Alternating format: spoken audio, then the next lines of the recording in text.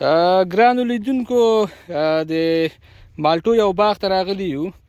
نو په دغه باغ کې ځینې څانګې کټ شوي دي، لکه یو څه شاخه بري شوې ده، خو هغې کې یو څه غلطي ده. نو هغه تاسو ته ښیو چې بیا تاسې په خپلو باغونو کې دا غلطي ونه کوئ. ګورئ دلته په دغه ځای کې ځینې څانګې وې چې دا د وهلو وې، یعنې دا باید کټ شوې وې، د دغه نه غوڅې شوې وې، خو دوی یو څه سټپ پرې ایښی ده، لکه دا څانګه چې ده په بیخ کې نه ده کټه کړې، په څوکه یې ورته اخیستې ده. نو دلته موږ ګورو چې دوی نورې څانګې تولید کړي دي. حال دا چې دلته هدف دا نه و چې دلته نورې څانګې تولید شي، د هغې د دې څانګې د وهلو یا د کټ کولو هدف دا و چې دلته دا څانګه مکمله د منځه لاړ شي، خو دلته موږ ته نورې څانګې په لاس راغلي دي. اول دا چې دا زموږ نه دي په کار. نو دا څانګه چې کله کټ کېږي، که چېرې تاسو په دې سمت کې بله څانګه نه غواړئ، نو دا څانګه مکمله په دغه نقطه کې کټ کوئ. انجینر صاحب به دا غوڅه کړي، دلته به تاسو وګورئ.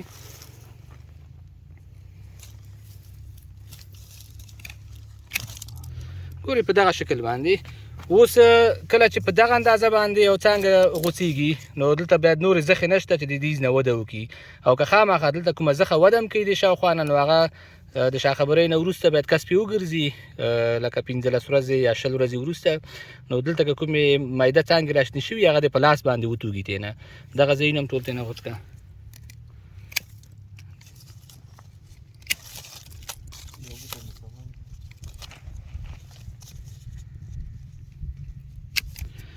بل په دې عمومي ډډ باندې چې کومې یو خو واټر سپراوټ لښتې لکه دغه چې اوس غوڅېږي دا دي، او بل دغه میده څانګې چې دي، دا میده څانګې که دا د عمومي ډډ باندې چېرته موجود وي، دا باید ترېنه لرې شي.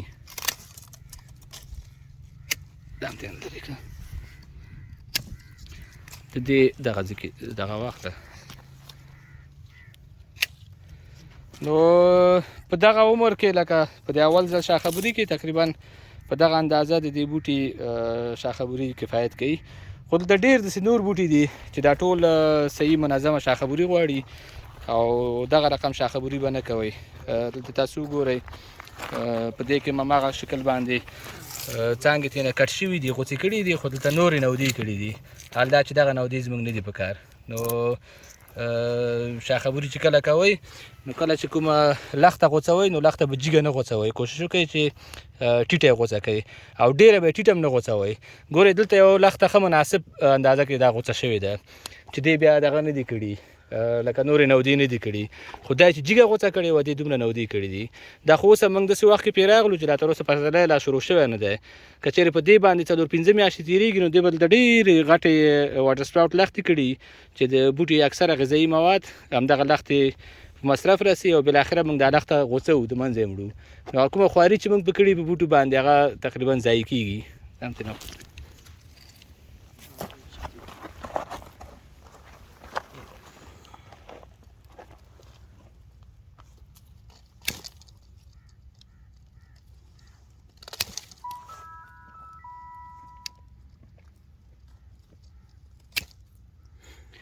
دیکھیے دا وړ کې هم غوڅ کړه، داخل د چترې دغه هم غوڅ کړه، پیرونه یې پرېږده. خلاص هغې که څوکه واخلې ټیپینګ یې وکړي، هغه یو دې دوو کې ګوره دا دوه موازي تللي دي، دې کې یو دانه ترېنه غوڅه کړئ، وایې پرېږده دې دوو کې. بس نو دغه ټول باغ دی، دې کې به ګرځو، یو څه بوټي به د ملګرو سره جوړ کړو.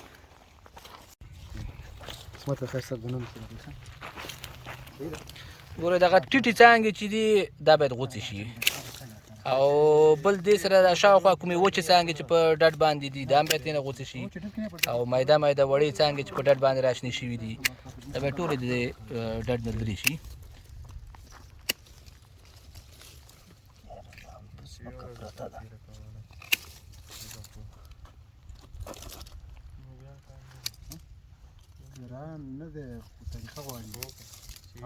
غوڅه یې کړه ده، دا مکمله لاندې نه غوڅه کړه، ټوله دا ټوله څانګه وه، دا درې کړه.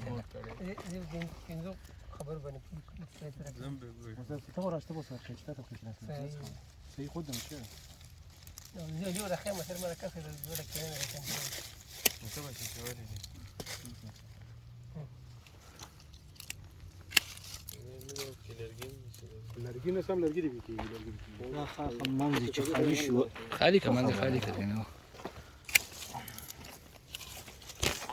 هغه بل نه ما هغه بل یو هغه خواته نه دا اوږده او دا یو خواته نه هغه چې کوي نه کار چې کاری